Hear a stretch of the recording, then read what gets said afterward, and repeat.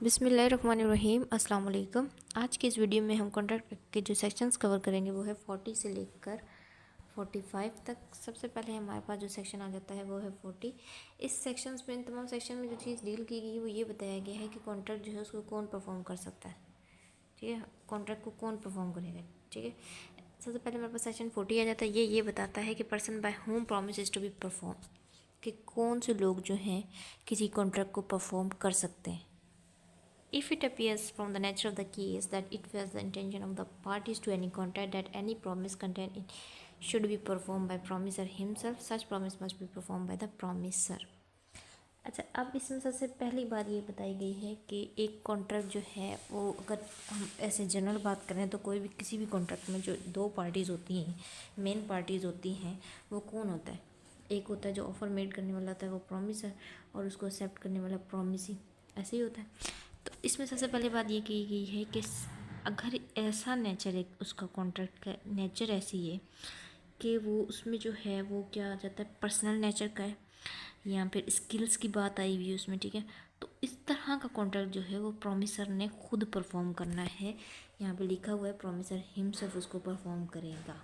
For instance, इसके लिए एक इलस्ट्रेशन ले लेते हैं जिससे ये चीज़ समझ आ जाएगी कि पर्सनल स्किल से रिलेटेड कैसा कॉन्ट्रैक्ट। ठीक है, जैसे हमारे पास दो पार्टीज़ हैं, एक है हमारे पास मिस्टर ए और दूसरा है हमारे पास मिस्टर बी।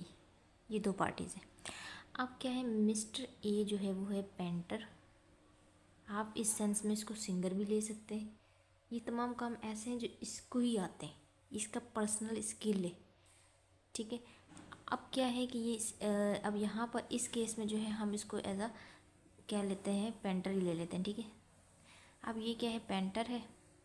अब इसने जो है इसको पिक्चर पेंट करके देनी है। अब ये कैसा कॉन्ट्रैक्ट की नेचर क्या है, और इसने इसको क्या देने, पैसे देने इसके बदले। ठीक है, अब ये कॉन्ट्रैक्ट की नेचर क्या है, पर्सनल नेचर है, पर्सनल नेचर का कॉन्ट्रैक्ट है ना। अब इस तरह का जो कॉन्ट्रैक्ट है, ना तो इसका एजेंट परफॉर्म कर सकता है, हो सकता है उसको ना आता हो ये इसकी, ना ही इसका लीगल रिप्रेजेंटेटिव परफॉर्म कर सकता है इसकी आफ्टर डेथ, ना ही इसका कोई थर्ड पर्सन इसको परफॉर्म कर सकता है। ठीक है, ये पर्सनल नेचर का।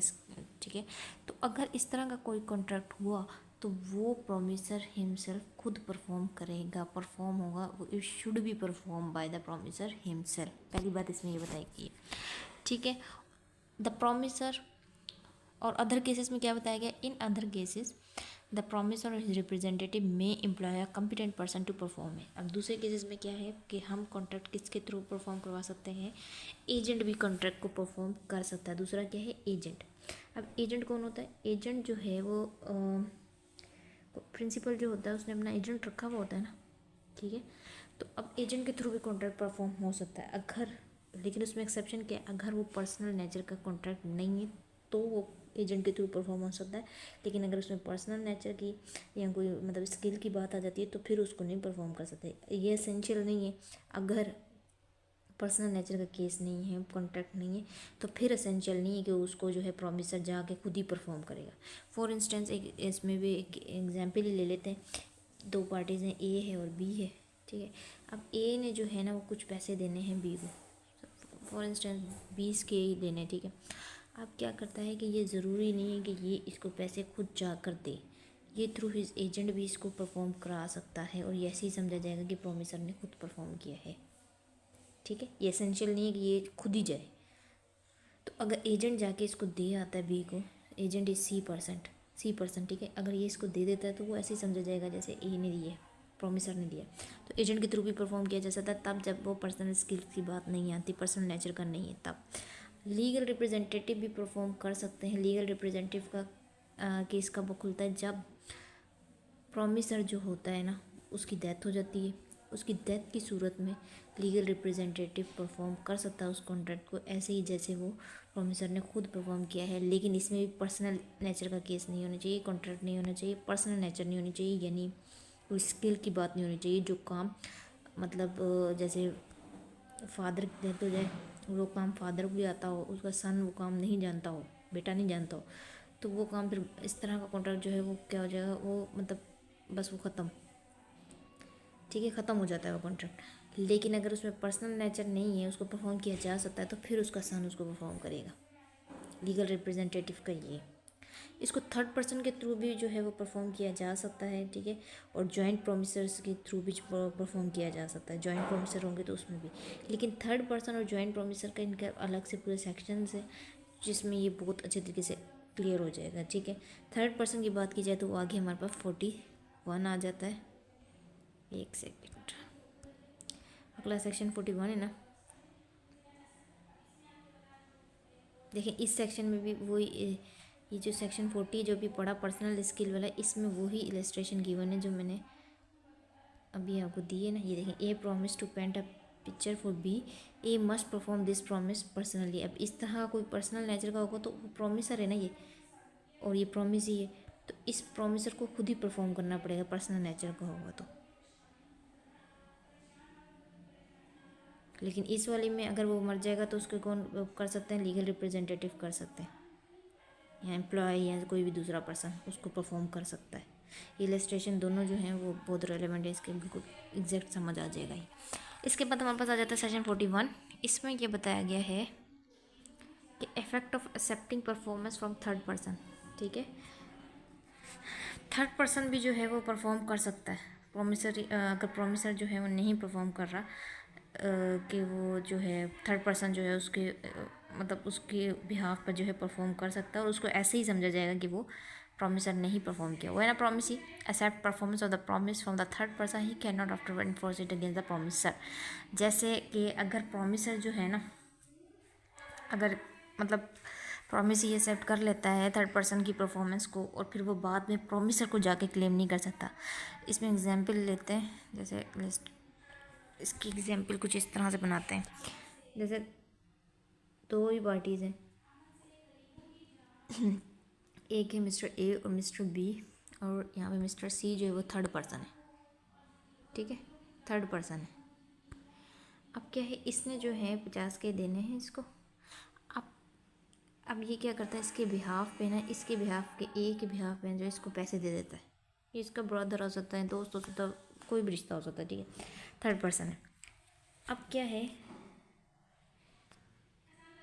या फिर ये कहता है कि भाई बी को ये कहता है कि सी आएगा और ना वो आपको जो है ये पैसे दे जाएगा। इस तरह भी हो सकता है, कोई भी सिनेरियो आप क्रिएट कर लें। अब क्या है कि ये पैसे इसको देने चला जाता है और इसको पैसे जो है पेमेंट कर देता है, ठीक है, 50 के पूरे इसको मिस्टर बी को मिस्टर सी दे देता है। अब मिस्टर बी अब कुछ अर्से बाद दोबारा मिस्टर ए के पास नहीं आ सकता कि भाई इसकी परफॉर्मेंस करो, आपने तो मुझे नहीं दिए, मुझे तो थर्ड पार्टी ने दिए। नहीं, अगर थर्ड पार्टी भी उसको परफॉर्म कर देती है ना, तो फिर उसको ऐसे ही लिया जाएगा कि प्रोमिसर नहीं परफॉर्म कर दिए, उसको दोबारा वो क्लेम नहीं कर सकता। इस सेक्शन में सिर्फ इतनी सी बात की गई है। तो परफॉर्मेंस कौन कर सकता है, थर्ड पर्सन भी कर सकता है अकॉर्डिंग टू सेक्शन 41। अच्छा, अब हमारे पास आ जाता है 42 जो कि है डेवोल्यूशन ऑफ जॉइंट लाइबिलिटीज़। 42 और 45 जो है वो बहुत रेलेवेंट है, इनको मिला के पढ़ना पड़ेगा। 42 में ये बात की गई है, when two or more persons have made a joint promise, then unless a contrary intention appears by the contract, all such persons during their joint lives and after the death of any of them, his representative jointly with the survivor or survivors, and after the death of the last survivor, the representative of all jointly must fulfill the promise। इस section में ये बताया गया है कि अगर जो है वो जॉइंट प्रोमिसर्स हैं, यानी एक से ज़्यादा प्रोमिसर्स हैं, ठीक है, एक से ज़्यादा प्रोमिसर है, तो जैसे ए है, बी है, सी है, ये तमाम क्या है, जॉइंट प्रोमिसर। इनको मैंने ऐसे डब्बे में डाल दिया, ठीक है। इनका कॉन्ट्रैक्ट किससे हुआ है, डी के साथ। अब ये क्या है, जॉइंट प्रोमिसर है।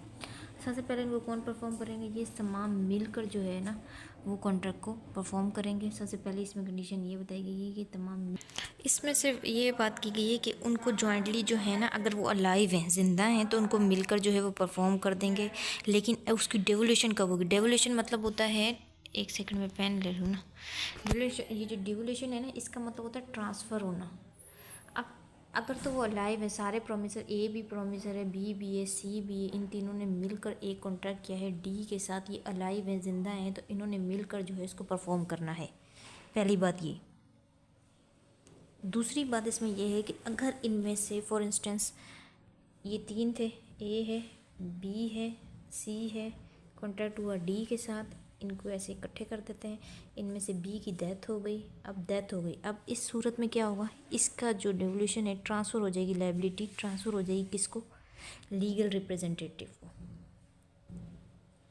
ठीक है, इसके जो लीगल रिप्रेजेंटेटिव होंगे डिजीज़ के उसके ऊपर जो है वो ट्रांसफ़र हो जाएगी उसकी लाइबिलिटी। अब उसकी जगह पे वो परफॉर्म करेगा और ऐसे ही परफॉर्म करेगा जैसे जैसे समझें इसका बेटा जो है वो ई, ठीक है। अब वो ई मिल के यहाँ पे ना ये कॉन्ट्रैक्ट बिल्कुल वैसे ही परफॉर्म करेंगे, जॉइंटली उसको वैसे ही परफॉर्म करेंगे डेथ की सूरत में। डेथ नहीं हुई तो लाइव है तो मिलकर जो है उसको परफॉर्म कर देंगे। सिंपल सी बात है, बहुत आसान है। अब each promisor make compel contribution, ठीक है। अगला इसमें जो पैरा है, एक second, any of one or joint promisor may be compelled to perform, each promisor may compel contribution sharing of loss by default in contribution। अब ये है हमारे पास सेक्शन 43, एक मिनट, सेक्शन ये हमारे पास 43 है। इसमें ये बताया गया है कि when two or more person make joint promise, the promisee may in the absence of express agreement to the contrary compel any one or more of such joint promiser to perform the whole of the promise। इसमें ये बताया गया है जैसे कि अब क्या है कि हमारे पास जॉइंट प्रोमिसर्स की बात हो रही है, ठीक है। जॉइंट प्रोमिसर है, ए है, बी है, सी है। इलस्ट्रेशन से ही समझ आना है, ये वैसे नहीं आएगा। और हमारे पास इनका कॉन्ट्रैक्ट हो गया डी से।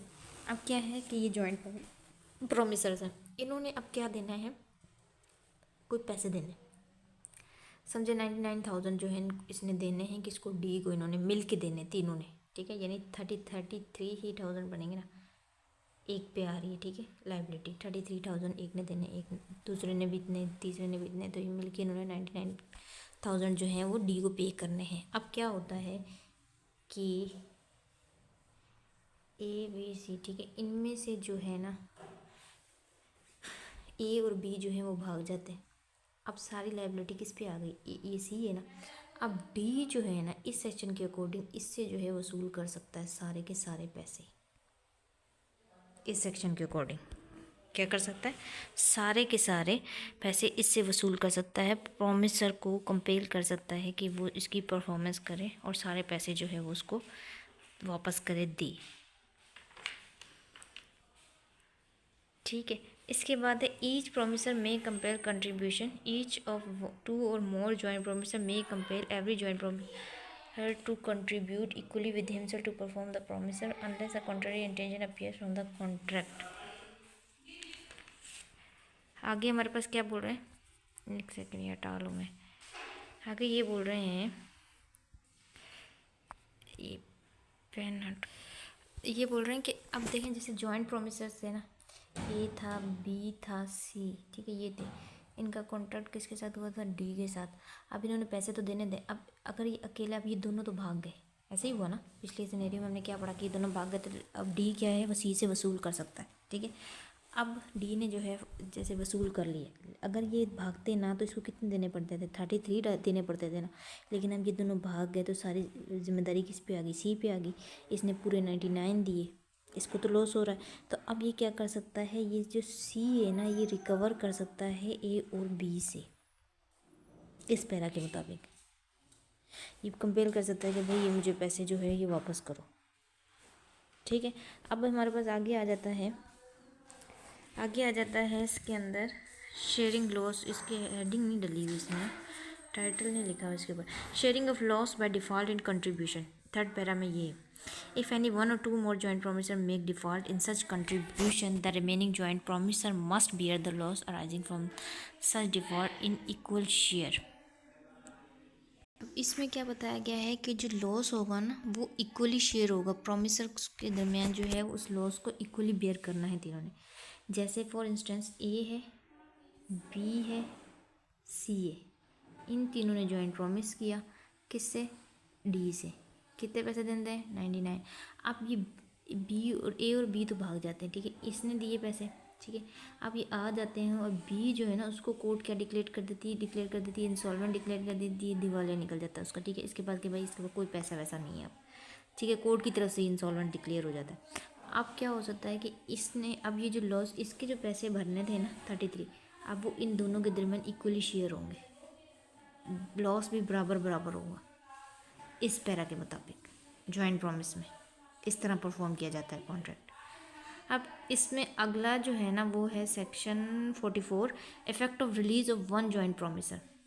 When two or more persons have made a joint promise, a release of one of such joint promiser by the promisee doesn't discharge the other joint promiser or joint promiser, neither does it free the joint promiser so release from responsibility to the other joint promiser or joint promisers।